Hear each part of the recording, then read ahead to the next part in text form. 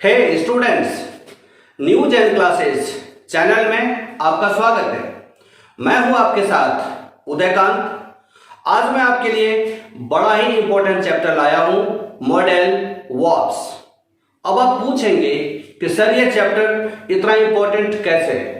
तो मैं क्लियर कर दूं, इंग्लिश में हम जितने भी सेंटेंसेस बोलते और लिखते हैं उनमें से मैक्सिमम सेंटेंसेस मॉडल वर्ब्स से बने होते हैं। अब आप अंदाज लगा सकते हैं ये चैप्टर कितना इंपॉर्टेंट है। आज मैं इस चैप्टर को इस तरीके से पढ़ा देता हूं कि आपको इसे दोबारा पढ़ने की जरूरत नहीं पड़ेगी और मॉडल वर्ब से रिलेटेड जो आपसे गलतियां होती आई हैं आगे से बिल्कुल नहीं होंगी। अच्छा एक चीज बताओ, इतना तो आपको पता है ना कि मॉडल वर्ब्स होते कितने हैं? चलो मैं बता देता हूं। मॉडल वर्ब्स 10 होते हैं। Can, could, may, might, shall, should, will, would, must and ought to. आप स्क्रीनशॉट ले लो। कुछ लोग ना यूज टू को मॉडल वर्ब समझ लेते हैं। यूज टू मॉडल वर्ब नहीं है, यूज टू मार्जिनल वर्ब है। मार्जिनल वर्ब के लिए मेरा दूसरा वीडियो है, आप उसको देख लो। अच्छा एक चीज बताओ, आपको पता है कि मॉडल वर्ब्स पढ़ना इतना इंटरेस्टिंग क्यों होता है? मैं आपको बताता हूं। एक मॉडल वर्ब कई तरीके से यूज होता है। एक मॉडल वर्ब के कई सारे मीनिंग्स होते हैं, बल्कि कुछ मॉडल वर्ब तो प्रेजेंट में भी यूज होते हैं, पास्ट में भी यूज होते हैं और फ्यूचर टाइम को बताने के लिए भी यूज होते हैं। है ना बड़ा इंटरेस्टिंग? तो आज की क्लास में मैं आपको एक एक मॉडल वर्ब को डिटेल्स में पढ़ा देता हूं ताकि आपका मॉडल वर्ब्स में कॉन्सेप्ट क्लियर हो जाए। तो स्टूडेंट्स, यदि आप अभी तक मेरे चैनल को सब्सक्राइब नहीं किए हैं तो कर लें और बगल में एक बेल आइकन होगा उसको भी प्रेस कर दें ताकि मेरे द्वारा बनाए जाने वाले वीडियोस आपको मिलते रहे। Now class is going to be started of modal verbs. First modal verb is can. Can को हम कितने तरीके से यूज कर सकते हैं? First is can is used to tell the present capacity,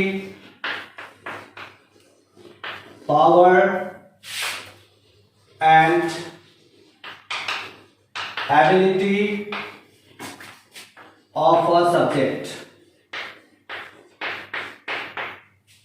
इसका मतलब ये हुआ कि सब्जेक्ट के अंदर जो वर्तमान में क्षमताएं होती हैं उसको बताने के लिए हम कैन का यूज करते हैं। Now I am giving you some examples. First example is of power.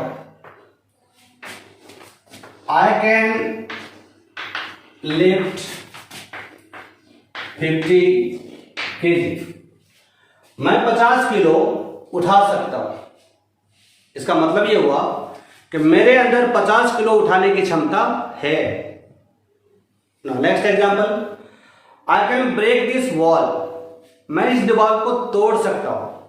इसका मतलब इस दीवार को तोड़ने की क्षमता मेरे अंदर है। तो आपने यह सीखा कि फिजिकल पावर को शो करने के लिए, शारीरिक शक्ति को शो करने के लिए हम कैन का यूज करते हैं। The next is ability. Sentence is I can speak French। मैं फ्रेंच बोल सकता हूं। इस सेंटेंस से क्या मतलब? इसका मतलब हुआ कि फ्रेंच बोलने की एबिलिटी मेरे अंदर है। एक और एग्जांपल ले लेते हैं। I can repair this fan. मैं इस पंखा को ठीक कर सकता हूं। इसका मतलब इस पंखा को ठीक करने की एबिलिटी मेरे अंदर है। तो आपने क्या सीखा? आपने सीखा कि सब्जेक्ट के अंदर जो वर्तमान में एबिलिटी है उसको शो करने के लिए हम कैन का यूज करते हैं। Now the next is capacity. Sentence is I can buy a costly mobile। मैं एक महंगा मोबाइल खरीद सकता हूं। क्या शो कर रहे हैं? कैपेसिटी। मेरे अंदर महंगा मोबाइल खरीदने की कैपेसिटी है। एक और एग्जांपल ले लेते हैं। I can donate 1 lakh rupees. मैं 1 लाख रुपया डोनेट कर सकता हूं, दान में दे सकता हूं। क्या है ये? कैपेसिटी है। तो आपने ये देखा कि सब्जेक्ट के अंदर जो वर्तमान में कैपेसिटी है, क्षमता है, उसको बताने के लिए हम कैन का यूज करते हैं। Now the second use of can is that it is used for giving and taking permission। Example, can I play with you?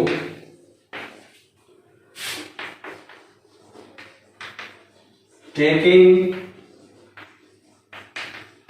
permission, yes, you can play with me। Giving permission। अब आप इसको समझने की कोशिश करिए। बहुत ज्यादा मुश्किल नहीं है, बड़े आराम से आप इसको समझ सकते हैं। पहला सेंटेंस है can I play with you. क्या मैं तुम्हारे साथ खेल सकता हूं? क्या? टेकिंग परमिशन, परमिशन ले रहा है। Can I play with you, क्या मैं तुम्हारे साथ खेल सकता हूं? सेकंड है yes you can play with me. आप मेरे साथ खेल सकते हो। क्या कर रही है? परमिशन दे रहा है। तो परमिशन लेने और देने दोनों के लिए हम कैन का यूज करते हैं। कुछ और एग्जांपल देख लेते हैं। Can I seat with you. क्या मैं तुम्हारे साथ बैठ सकता हूं? तो उसने कहा no, you can not sit with me. आप मेरे साथ नहीं बैठ सकते हो। वो परमिशन दे रहा है। तीसरा example, can I ask you a question. क्या मैं आपसे एक सवाल पूछ सकता हूं? उसने कहा yes you can ask me a question. आप मेरे से एक सवाल पूछ सकते हो। तो परमिशन लेने और देने दोनों के लिए हम कैन का यूज करते हैं। यहां पर आपका एक छोटा सा डाउट है जो मैं क्लियर कर देना चाहता हूं कि परमिशन लेने और देने के लिए हम मे का भी यूज करते हैं, लेकिन यहां पर मैंने आपको कैन पढ़ाया है। दोनों में अंतर क्या है? तो जहां पोलाइटनेस है, रिस्पेक्ट है, वहां पर हम मे का यूज करते हैं, और जहां सिर्फ फॉर्मेलिटी है, औपचारिकता है, वहां पर हम कैन का यूज करते हैं। जैसे आपको क्लास में जाना होता है तो आप टीचर से क्या बोलते हैं? मे आई कम इन सर। क्या मैं अंदर आ सकता हूं? क्यों? क्योंकि वहां पोलाइटनेस है और रिस्पेक्ट है। लेकिन जब आपको अपने दोस्त से कलम लेनी होती है तो आप क्या पूछते हैं? Can I take your pen. क्या मैं तुम्हारी कलम ले सकता हूं? तो परमिशन आप यहां भी ले रहे हैं और परमिशन आप क्लास जाते समय भी ले रहे हैं। दोनों में क्या है? एक जगह रिस्पेक्ट है और एक जगह formality. The third use of can is that It is used to tell less possibility. Now example, malaria can be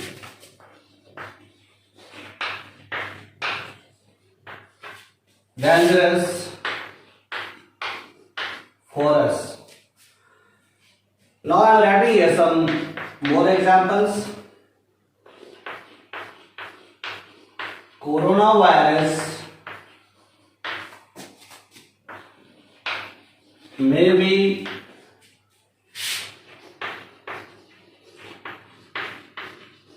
dangerous for us. One more is normal cold might be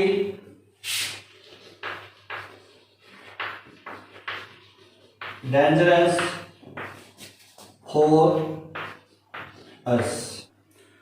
Now try to understand it. कि can is used to tell less possibility.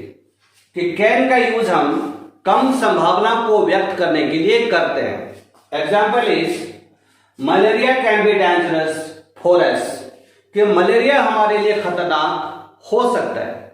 अच्छा, मैं आपको एक चीज और brief कर दूं कि संभावनाएं तीन तरह की होती हैं. एक बहुत ज्यादा, एक कम और एक ना के बराबर. तो जब संभावना बहुत ज्यादा होती है किसी चीज की तो उसके लिए हम मे का यूज करते हैं. एग्जाम्पल लिखा है कोरोना वायरस में भी dangerous for us.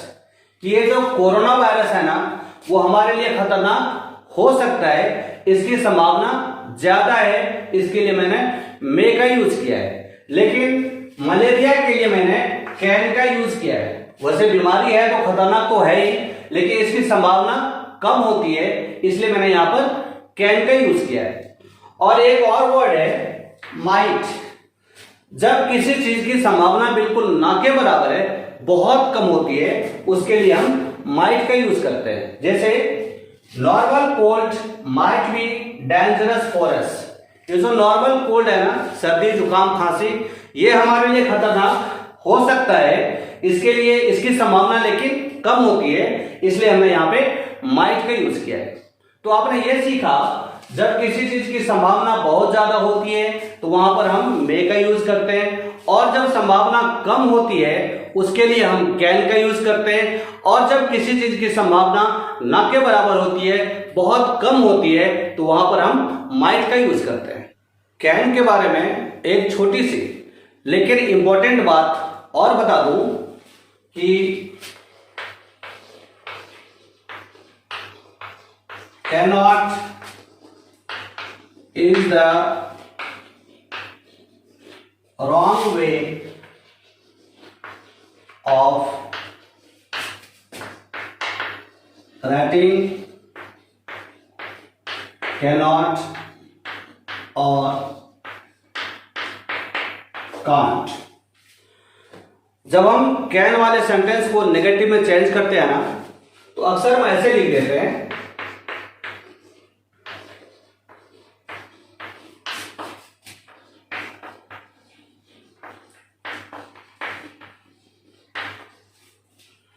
I cannot speak French. मैं फ्रेंच नहीं बोल सकता हूं. ये जो हम कैन और नॉट दोनों के बीच में गैप देते हैं ना, ये गलत है. कैनॉट में कभी भी गैप नहीं दिया जाता है, बल्कि इसको ऐसे लिखा जाता है. आप दोनों को कैन और नॉट दोनों को सटा करके लिखेंगे, और बेस्ट वे है कि आप इसको ऐसे लिखें. कैन नॉट दोनों को अलग अलग करके कभी नहीं लिखें, गलत हो जाएगा. Now the next model verb is could. The first use of could is that could is used as the past tense form of can, but only in indirect speech. Example is, he told he can earn money. Indirect में he told that he could earn money. Now I am going to explain that what is this. Can के past tense form के रूप में could का use सिर्फ narration में होता है और कहीं नहीं होता है। जब डायरेक्ट नरेशन के रिपोर्टेड स्पीच में कैन का यूज होता है ना, तो उसको इनडायरेक्ट स्पीच में बदलते समय हम कैन को कुड में बदल देते हैं। Next use of could is that it is used to say the least possibility.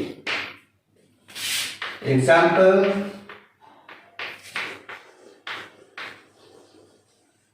Bhutan could be a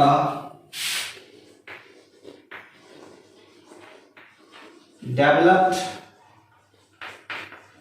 country till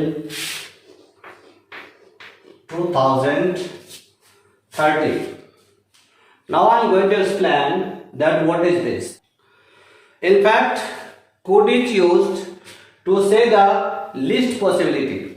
मतलब जब किसी चीज की संभावना ना के बराबर हो, बहुत कम हो, तो उसको बताने के लिए हम could का यूज करते हैं। अभी जस्ट मैं आपको पहले बताया था कि जब किसी चीज की संभावना बहुत ज्यादा हो तो उसके लिए हम मे का यूज करते हैं, और संभावना कम हो तो उसके लिए हम कैन का यूज करते हैं, और संभावना बिल्कुल कम हो ना के बराबर हो तो उसके लिए हम माइट का यूज करते हैं। लेकिन जब संभावना बहुत कम हो तो उसके लिए हम कुड का भी यूज करते हैं। एग्जाम्पल देख लेते हैं। Bhutan could be a developed country till 2030। इसका मतलब जो भूटान एक देश है ना, could be a developed country, एक विकसित देश बन सकता है टिल 2030। 2030 तक भूटान एक विकसित देश बन सकता है। आपको लगता है कि इसकी संभावना है? नहीं है ना, लेकिन ऐसा हो भी सकता है ना, कुछ भी हो सकता है। तो लेकिन इसकी संभावना बहुत कम है, इसलिए मैंने यहां पे कुड का यूज किया है। Next use of could is that could is used for polite request. Example, could I use your mobile?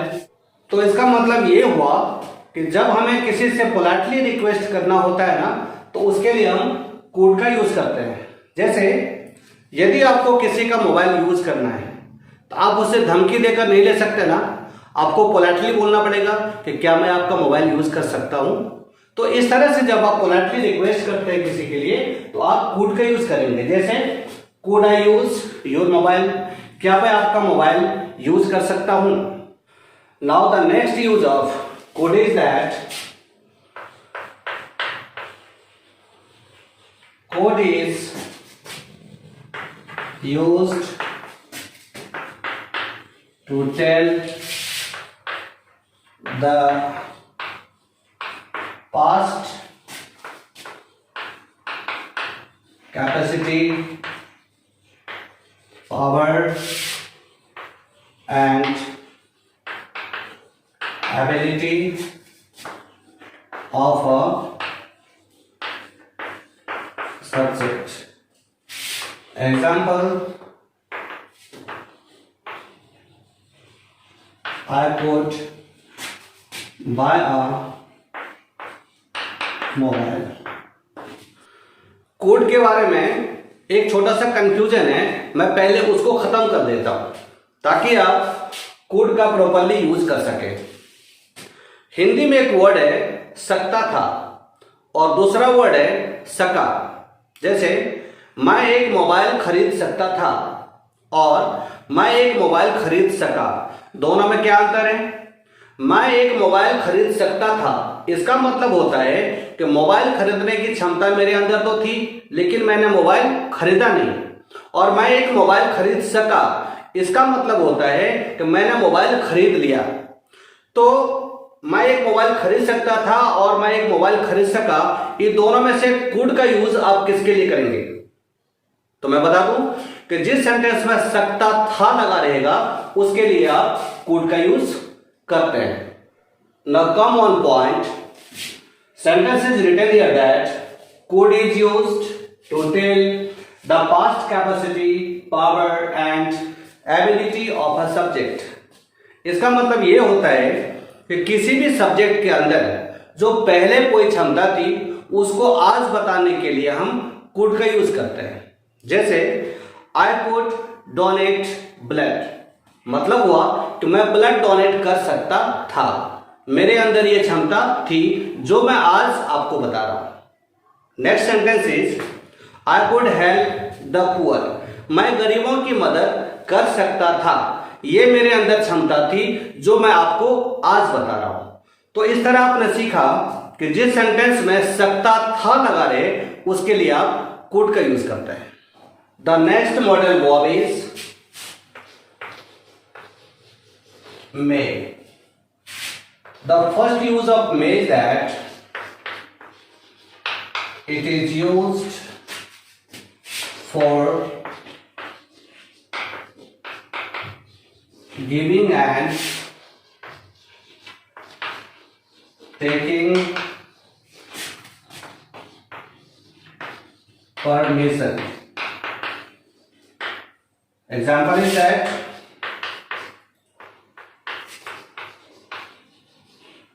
may I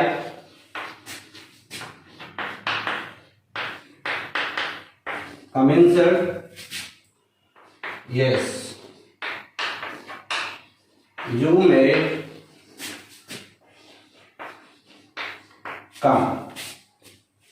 Here is a very important thing to understand, that is that जब आप teacher से कहते हैं कि मे आई कम इन sir, क्या मैं class में आ सकता हूं, और टीचर आपको कहते हैं कि यस यू मे कम, हाँ तुम क्लास में आ सकते हो। लेकिन यदि टीचर को कहना है कि नहीं तुम क्लास में नहीं आ सकते हो, तो सेंटेंस कैसे बनाओगे? तो आप कॉमनली क्या करते हो, मे के बाद नॉट लगा देते हो। तो मैं बता दूं कि इस तरह का सेंटेंस रेयर यूज होता है, बहुत कम यूज होता है। तो सवाल है कि किस तरह का सेंटेंस यूज होता है? तो इसके लिए आप नो यू कांट कम या no you must not come. तो इसके लिए ये दो तरह के सेंटेंस यूज होते हैं। नो यू कांट कम, नहीं तुम क्लास में नहीं आ सकते हो। No you must not come, तुम क्लास में नहीं आ सकते हो। The next use of may is that it is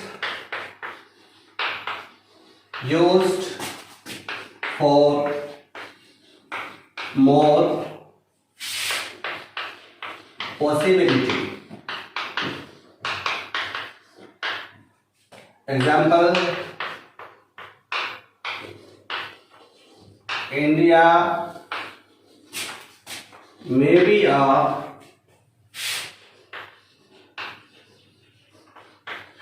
developed country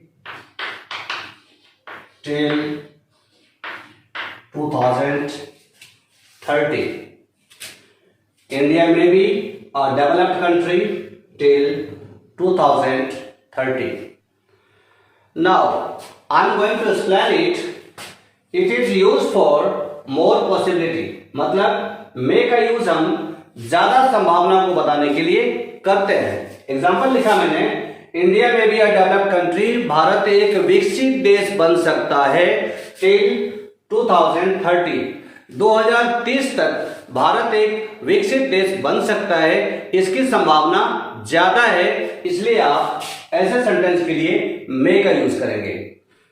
the next use of may is that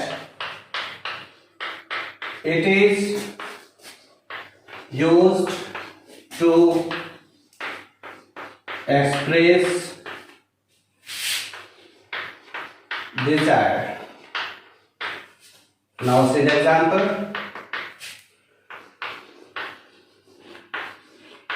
May you live long. Second example. May you have a happy journey. I am writing here one structure. May plus subject plus verb plus other words. It is very important use of may. It is little bit difficult but interesting. What I have written here? It is used to express desire. इच्छा व्यक्त करने के लिए हम may का use करते हैं. I have written here example. May you live long. आपकी उम्र लंबी हो, ऐसी मेरी इच्छा है. May you have a happy journey. आपकी यात्रा मंगलमय हो, ऐसी मेरी इच्छा है. यदि हम किसी की शादी में जाते हैं तो उनको क्या बोल के आते हैं? May you have a happy marriage life. आपका वैवाहिक जीवन सुखमय हो. यदि आप किसी बड़े को प्रणाम करते हैं, ग्रीट करते हैं, तो वे आपको ब्लेस कैसे करते हैं? कि आपकी जिंदगी में समृद्धि हो. May you have a prosperous life. आप तरक्की करो. May you develop. सारी की सारी इच्छाएं खुश होकर के ही व्यक्त नहीं की जाती. कुछ इच्छाएं एंग्री मूड में भी व्यक्त की जाती हैं, गुस्सा में भी व्यक्त की जाती हैं. जैसे यदि आप किसी सिस्टम से परेशान हैं, आप उसके बारे में क्या सोचते हैं? मे दिस सिस्टम एंड, कि यह सिस्टम खत्म हो जाए. जैसे कुछ असामाजिक लोग होते हैं, आप उनसे परेशान हैं, पूरा समाज परेशान है, तो आप उसके बारे में क्या सोचते हैं? May this anti social persons ruin, कि ये सारे असामाजिक लोग बर्बाद हो जाए. अपने दुश्मन के बारे में कभी कभी आप क्या सोच लेते हैं? मे माई इनेमी डाई, कि मेरा दुश्मन मर जाए. तो इस तरह से इच्छाएं चाहे किसी भी तरह की हो, उसको व्यक्त करने के लिए हम मे का यूज करते हैं. मे से शुरू होने वाले सारे सेंटेंसेस इस पैटर्न पे बनते हैं. पहले मे, उसके बाद subject, then verb, then other words. अब इस एग्जांपल को देखो. मे यू लिव लॉन्ग, आपकी उम्र लंबी हो. पहले क्या है? मे. देखिए, उसके बाद सब्जेक्ट, सब्जेक्ट यू. आपकी उम्र लंबी हो, सब्जेक्ट कौन है? यू. मे के बाद क्या आया? यू. उसके बाद लिव, वर्ब क्या है? लिव. उसके बाद अदर वर्ड लॉन्ग. आपकी उम्र लंबी हो, यह सेंटेंस कहां शुरू हुआ? मे से. अब आप एक सवाल पूछ सकते हो कि सर इस वीडियो के शुरू में आपने बताया था कि जब मॉडल वर्ब सेंटेंस के शुरू में यूज होता है तो सेंटेंस इंटरोगेटिव हो जाता है, लेकिन यहां पर मे शुरू में यूज हुआ है लेकिन ये सेंटेंस इंटरोगेटिव नहीं है। तो मैं आपको क्लियर कर दूं कि ग्रामर के कुछ ऐसे रूल्स होते हैं जो हमें झेलना पड़ता है। The next use of may is that may is used for future time. Example, you may come tomorrow.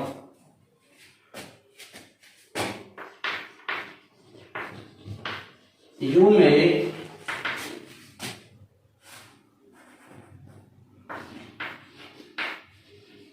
return my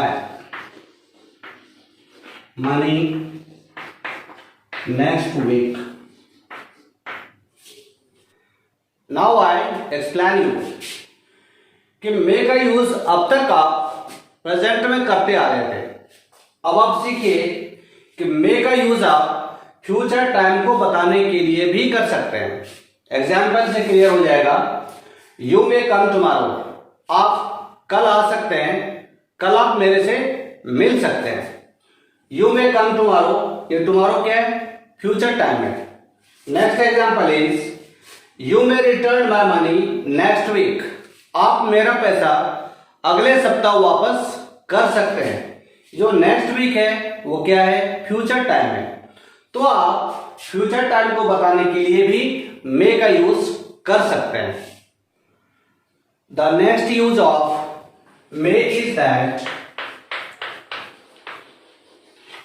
may is used in past tense also. Now see here one stanza, subject plus may plus have plus third form of verb. Now some examples. She may have passed. He may have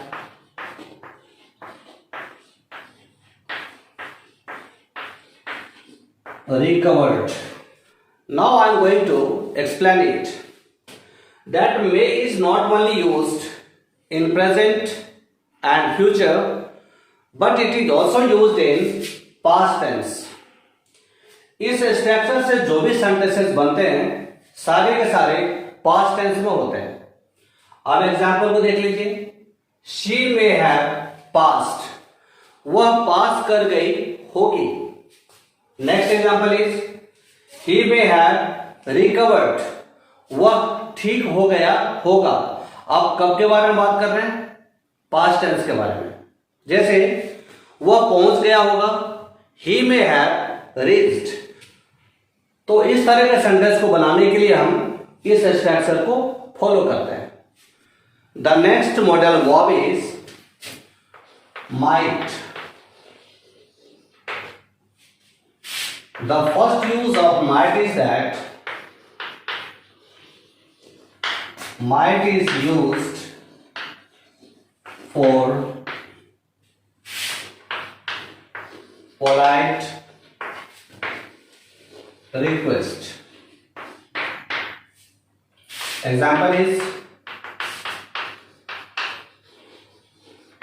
might I use your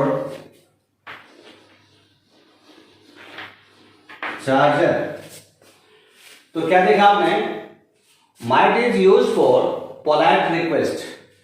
यदि आप किसी से politely request करते हैं किसी चीज के लिए तो उसके लिए हम माइट का यूज करते हैं। एग्जाम्पल है might I use your charger, क्या मैं आपका चार्जर यूज कर सकता हूं। यदि आप किसी का चार्जर यूज करना चाहते हैं तो बड़े प्यार से पूछना पड़ेगा कि क्या मैं आपका चार्जर यूज कर सकता हूं। इसके लिए आप माइट का यूज करेंगे। Second use of might is that might is used for the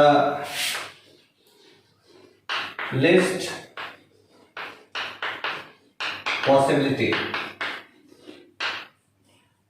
Now see the example. Hindi might be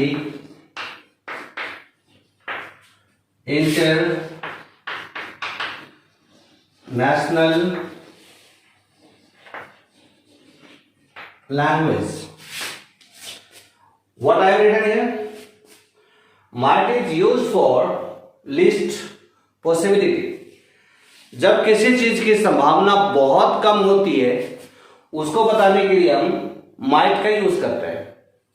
The example is Hindi might be international language, कि हिंदी अंतरराष्ट्रीय भाषा बन सकती है।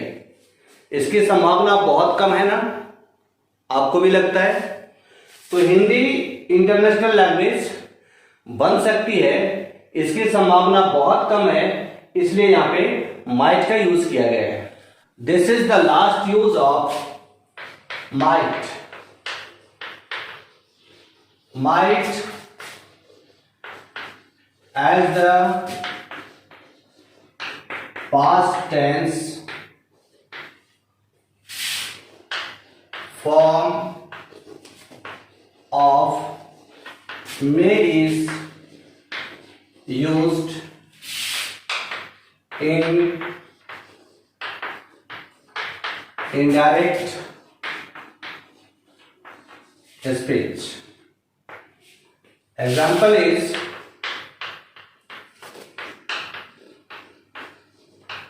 he said he may pass. Now the indirect speech is he said that he might pass. Now look at, he said he may pass. He said that he might pass. Now try to understand. Might as the past tense form of may is used in indirect speech. क्या मतलब? यह might जो होता है ना, वो may का past tense form है। इसका यूज हम कहां करते हैं? सिर्फ इनडायरेक्ट स्पीच में करते हैं। जब डायरेक्ट नरेशन के रिपोर्टेड स्पीच में मे का यूज होता है तो उसको इनडायरेक्ट स्पीच में बदलते समय मे को हम माइट में बदल देते हैं। Example is he said he may pass, कि वो पास कर सकता है। इनडायरेक्ट स्पीच में बदलते समय हमने मे को माइट में यूज किया। He said that he might pass. Here may has been changed into might. Students, आपको पता है कि मॉडल वर्ब्स से रिलेटेड गलतियां आपसे क्यों हो जाती हैं? मैं आपको बताता हूं। मॉडल वर्ब्स के बारे में ना कुछ खास बातें होती हैं, कुछ इंपॉर्टेंट थिंग्स होते हैं जिनको जानना जरूरी होता है, समझना जरूरी होता है। जब तक आप इसको नहीं जानते हैं, नहीं समझते हैं, आपसे गलतियां होती रहेंगी। तो आज की क्लास में मॉडल वर्ब से रिलेटेड जितने भी इंपॉर्टेंट थिंग्स हैं मैं आपके साथ शेयर करने जा रहा हूं। The first important thing about modal verbs is that modal verbs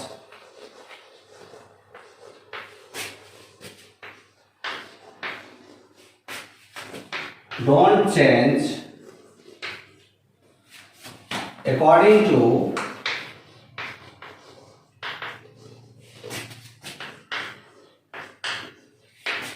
the subject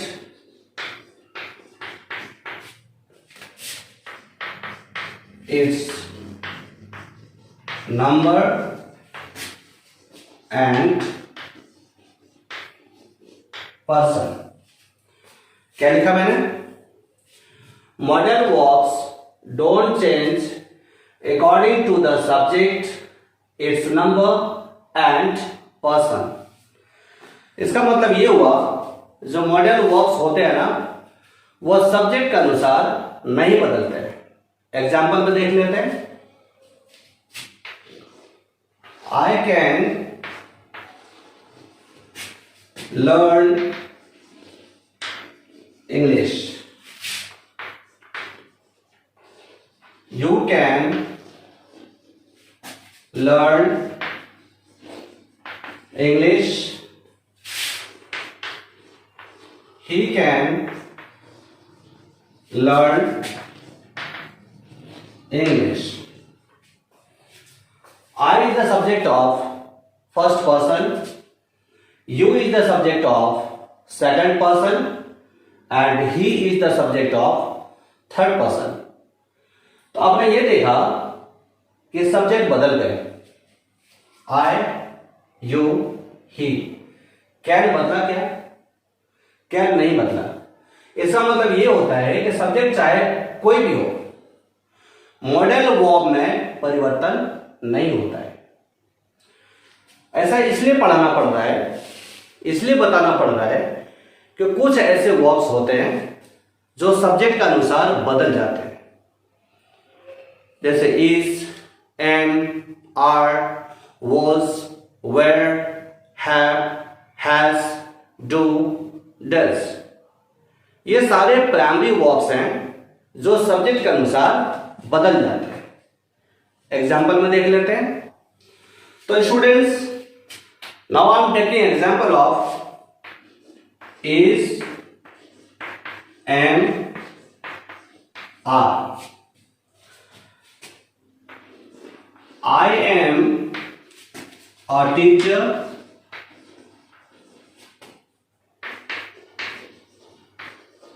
You are a teacher.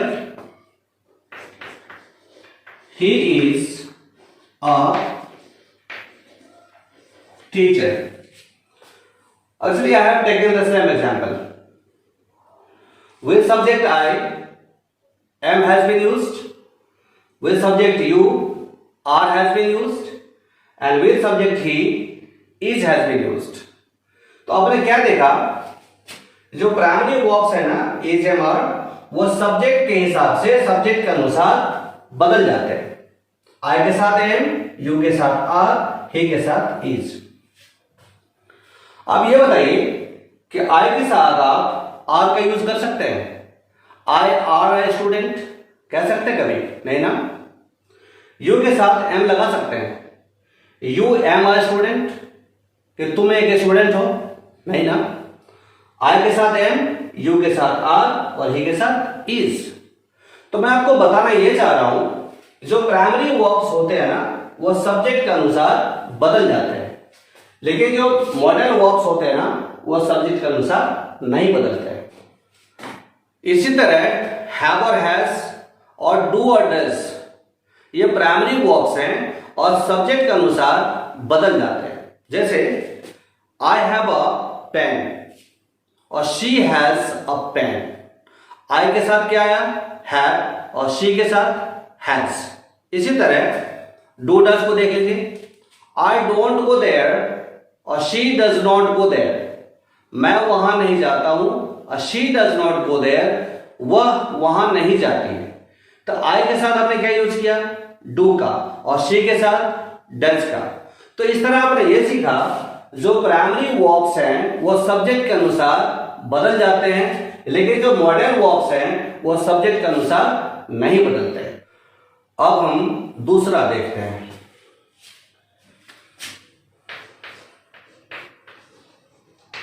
Only first form of verb is used after model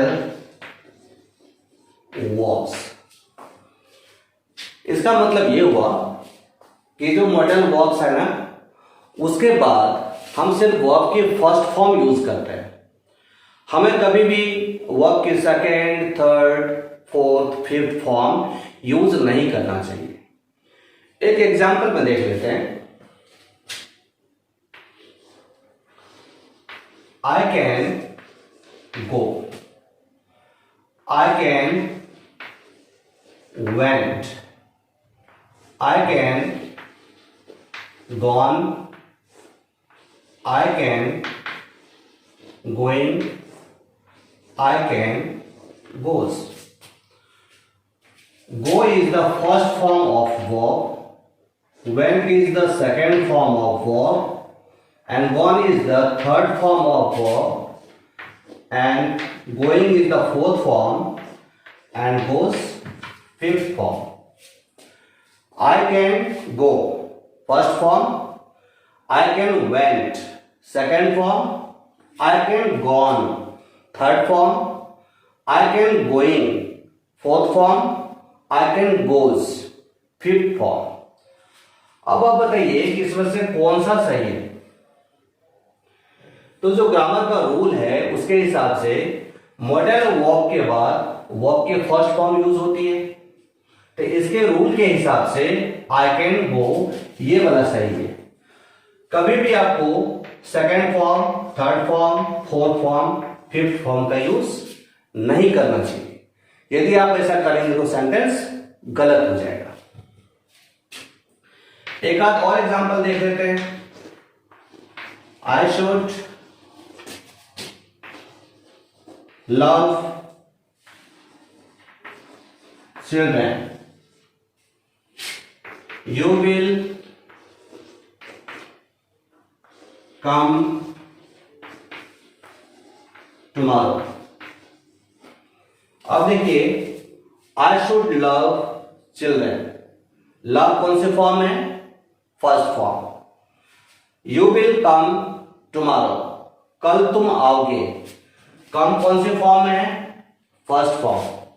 तो आपने ये सीखा कि मॉडल वर्ब्स के बाद कभी भी मेन वर्ब का सेकेंड, थर्ड, फोर्थ और फिफ्थ फॉर्म का यूज नहीं होता, बिल्कुल नहीं होता, केवल फर्स्ट फॉर्म का यूज होता है। लेकिन ये प्राइमरी वर्ब्स होते हैं ना, उसके बाद मेन वर्ब का कोई सा भी फॉर्म यूज हो जाता है। इसका एग्जांपल लेते हैं। He is taut. दूसरा, ही इज टीचिंग। टाउट कौन सा फॉर्म है? थर्ड। टीचिंग कौन सा फॉर्म है? फोर्थ। दोनों का मतलब क्या होता है? ही इज टाउट का मतलब होता है कि वह पढ़ाया जाता है। ही इज टीचिंग का मतलब होता है कि वह पढ़ा रहा है। तो मैं बताना ये चाह रहा हूं कि इसके बाद तीसरा फॉर्म, इसके बाद चौथा फॉर्म, यानी कि प्राइमरी वर्ब्स के बाद कोई सा भी फॉर्म यूज हो जाता है, लेकिन मॉडल के साथ सिर्फ first form. The next important thing about modal verbs is that modal verbs can't create sentences without main verb। क्या मतलब? इसका मतलब हुआ कि modal verbs can't create sentences. जो मॉडल वर्ब्स है ना, वो सेंटेंस क्रिएट नहीं कर सकते, सेंटेंस नहीं बना सकते विदाउट मेन वर्ब्स, बिना मेन वर्ब के। मतलब जब तक सेंटेंस में मेन वर्ब नहीं आएगा, मॉडल्स अपने कैपेसिटी पर, अपने बलबूते पर सेंटेंस नहीं बना सकते। एग्जाम्पल में क्लियर हो जाएगा। I can French, you should English. I can French का क्या मतलब? I can French, this sentence is meaningless. You should English, इसका क्या मतलब? This sentence is also meaningless. Do you know why? क्योंकि सेंटेंस में मेन वर्ब का use नहीं हुआ है, इसमें भी मेन वर्ब का यूज नहीं हुआ है। इफ सपोज मैं यहां स्पीक लिख देता हूं, now this sentence is meaningful. अब इसका मतलब निकल रहा है। आई कैन स्पीक फ्रेंच, मैं फ्रेंच बोल सकता हूं। यू शुड लर्न इंग्लिश, आपको अंग्रेजी सीखनी चाहिए। तो मतलब आपने ये सीखा कि जब तक मेन वर्ब नहीं आएगा, मॉडल ऑक्सिलरीज अपने बलबूते पर सेंटेंस नहीं बना सकते। लेकिन जो प्राइमरी वर्ब्स होते हैं ना, वो अपने बलबूते पर सेंटेंस बना सकते हैं। एग्जाम्पल में देख लेते हैं। एग्जाम्पल में हम इज लेते हैं, इज को। He is a teacher. He is a teacher है क्या मतलब? वे एक टीचर है। सब्जेक्ट कौन है? ही। वर्ब क्या है? इज। ऑब्जेक्ट क्या है? Teacher. Subject plus verb plus object. इस सेंटेंस में दूसरा कोई वर्ब है क्या? नहीं ना। अब आगे देखिए। He is teaching English. Subject plus verb plus object. अब इस सेंटेंस में वर्ब कौन है? इज भी है और टीचिंग भी है। टीचिंग क्या है यहां पे? Main verb. और ये इज यहां पर क्या कर रहा है? मेन वर्ब को सपोर्ट कर रहा है। तो यहां पर इज क्या हो गया? Helping verb. लेकिन यहां पर इज क्या हो गया? Main verb. क्यों मेन वर्ब? क्योंकि सेंटेंस में दूसरा कोई वर्ब नहीं है और इस सेंटेंस में दूसरा वर्ब है। इसका मतलब ये है, ये जो प्राइमरी वर्ब्स होते हैं ना, वो सेंटेंस में मेन वर्ब के रूप में भी काम करता है और हेल्पिंग वर्ब के रूप में भी काम करता है। दूसरा एग्जांपल ले लेते हैं हैव का।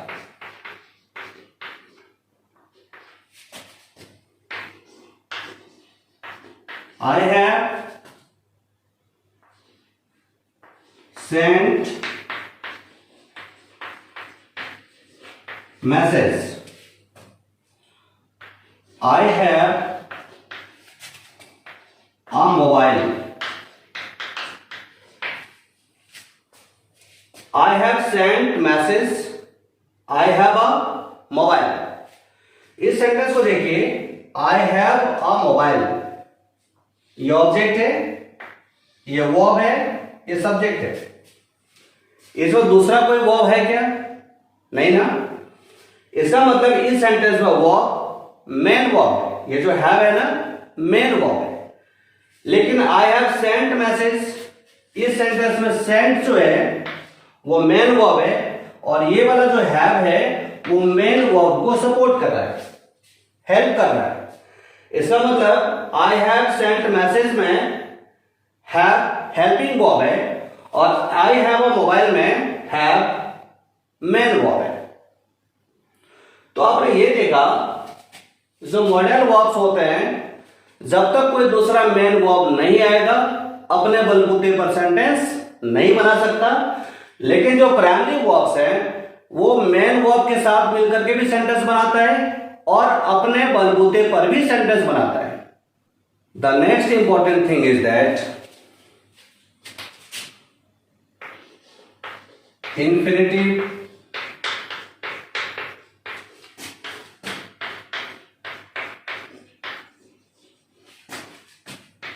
is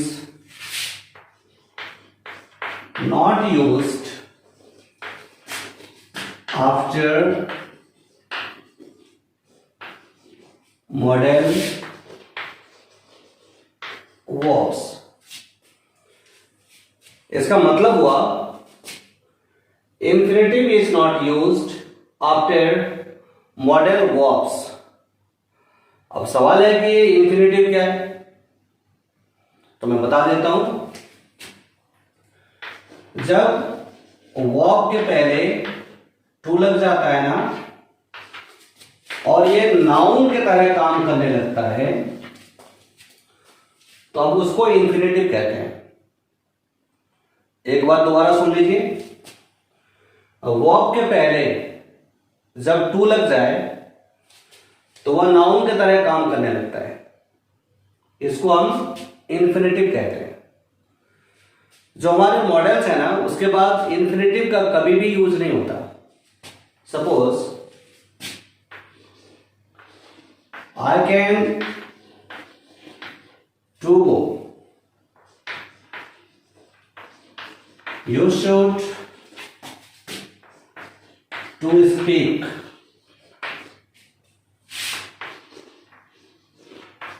they will to come। आपने इस तरह के सेंटेंस कभी देखे हैं?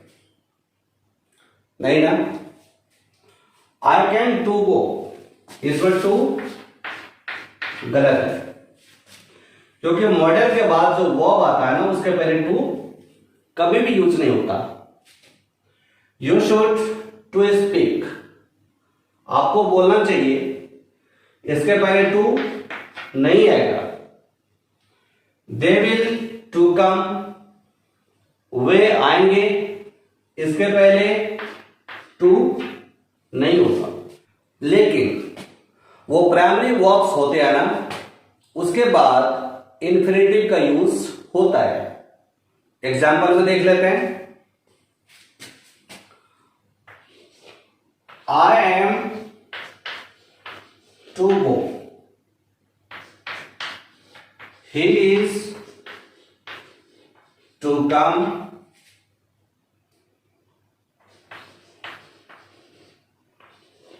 Ram was to buy a car, I have to learn English. तो इन सेंटेंसेस को हम एक एक करके देखते हैं। आई एम टू गो, इस सेंटेंस का मतलब हुआ मैं जाने वाला हूं। आप जो कुछ भी करने वाले होते हैं ना, उसमें आप टू का यूज करते हैं। जैसे मैं पानी पीने वाला हूं, I am to drink water. मैं एक मोबाइल खरीदने वाला हूं, I am to buy a mobile. He is to come, वह आने वाला है। जैसे वह एक किताब खरीदने वाला है, he is to buy a book.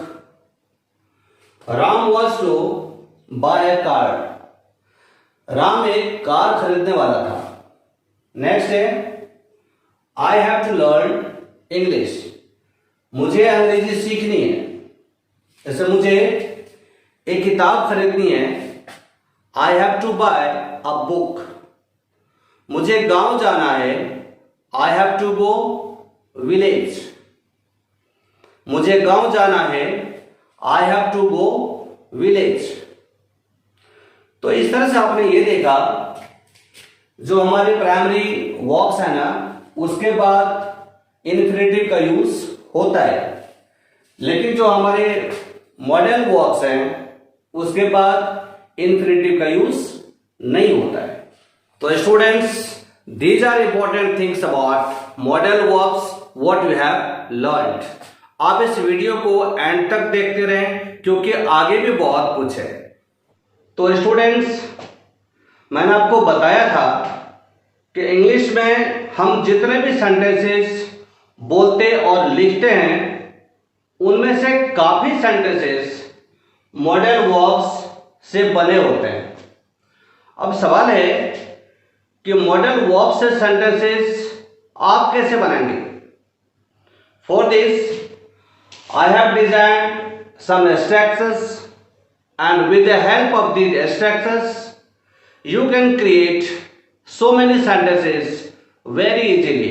Now the structure is subject plus modal verb plus first form of main verb plus object then other words। तो जितने भी मॉडल वर्ब्स हैं सबके सेंटेंसेस इसी पैटर्न पे बनते हैं। पहले सब्जेक्ट, उसके बाद मॉडल वर्ब, उसके बाद जो मेन वर्ब है उसकी फर्स्ट फॉर्म, देन ऑब्जेक्ट, और यदि ऑब्जेक्ट कुछ एक्स्ट्रा वर्ड्स के साथ है तो वो सारे वर्ड्स ऑब्जेक्ट के बाद यूज होते हैं। अब आप ये बताओ कि कौन से मॉडल वर्ब पे प्रैक्टिस करना चाहोगे। Can pay? ठीक है, can. Now I am writing your sentence. I can earn money at home। I can earn money, मैं पैसा कमा सकता हूं at home, घर पर, मतलब घर पर रहकर मैं पैसा कमा सकता हूं। अब सवाल है कि ये सेंटेंस कैसे बन गया। तो अभी जस्ट मैं आपको बताया था इसका फॉर्मूला कि फर्स्ट सब्जेक्ट, उसके बाद मॉडल, उसके बाद वर्ब की फर्स्ट फॉर्म, उसके बाद ऑब्जेक्ट, देन अदर वर्ड्स। अब आप देखो कि दोनों मैच कर रहा है कि नहीं।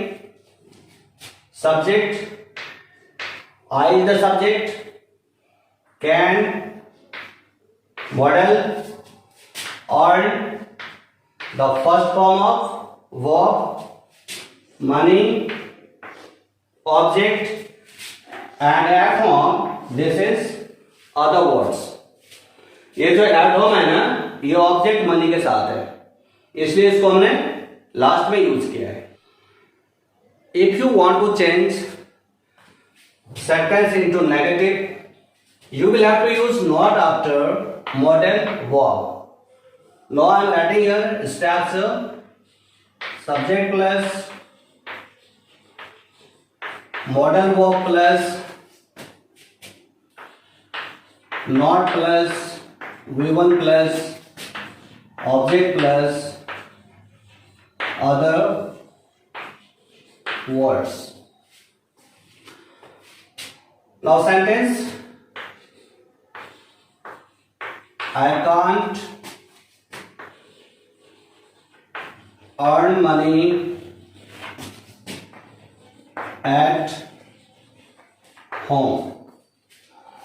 क्या क्या मैंने जो आपका मॉडल वर्ब है उसके बाद नॉट का यूज कर दिया, सेंटेंस ऑटोमेटिकली नेगेटिव में चेंज हो गया। I can't earn money at home, मैं घर में रहकर या घर पर पैसा नहीं कमा सकता हूं। चलो अब इंटरोगेटिव सेंटेंस बनाना सीखते हैं। इसके लिए स्ट्रक्चर है modal verb plus subject plus first form of verb plus object then other words and interrogative mark. Example में देख लेते हैं। Can you earn money at home? इसका मतलब हुआ क्या आप घर पर पैसा कमा सकते हैं? तो आपने ये देखा कि मॉडल वर्ब के बाद जब आप नॉट का यूज करते हैं तो सेंटेंस नेगेटिव में चेंज हो जाता है, और उसी मॉडल वर्ब को सेंटेंस के शुरू में रखते हैं, स्टार्टिंग में यूज करते हैं तो सेंटेंस इंटरोगेटिव में बदल जाता है। One more thing that I want to share with you is that there are two kinds of interrogative sentences. एक वे जो क्या से शुरू होता है। See the example here. Can you earn money at home? क्या आप घर पर पैसा कमा सकते हैं? ये सेंटेंस कहां से शुरू है? क्या से। Now some more examples. Can you help the poor? क्या आप गरीबों की मदद कर सकते हैं? Can you buy costly mobile? क्या आप महंगा मोबाइल खरीद सकते हैं? यह सेंटेंस कहां से शुरू हुआ है? क्या से। तो ये वाला स्ट्रक्चर उस इंटरोगेटिव सेंटेंस के लिए है जो क्या से शुरू होता है। और दूसरा इंटरोगेटिव सेंटेंस वे होते हैं जिसमें इंटरोगेटिव वर्ड सेंटेंस के बीच में लगा रहता है। जैसे आप घर पर कितना पैसा कमा सकते हैं? आप घर पर पैसा कैसे कमा सकते हैं? अब कितना और कैसे ये कहां पर यूज हुआ है? सेंटेंस के बीच में। तो जब क्वेश्चन वर्ड सेंटेंस के बीच में यूज होता है तो उसको हम इंग्लिश में कैसे ट्रांसलेट करते हैं, इसके लिए मेरा दूसरा वीडियो है, आप उसको देखिए। तो स्टूडेंट्स, आज की क्लास में मैंने आपको कैन, कुड, मे, माइट के बारे में पढ़ाया, और बाकी मॉडल वर्ब्स जैसे shall, should, will, would, must, ought to के लिए मेरा दूसरा वीडियो है मॉडल वर्ब्स पार्ट 2, आप उसको जरूर देखें। आपसे एक और रिक्वेस्ट है, यदि आपको आज की क्लास में किसी भी तरह की कमी नजर आई हो तो आप कमेंट बॉक्स पर जाकर कमेंट ड्रॉप जरूर करें। Thank you very much.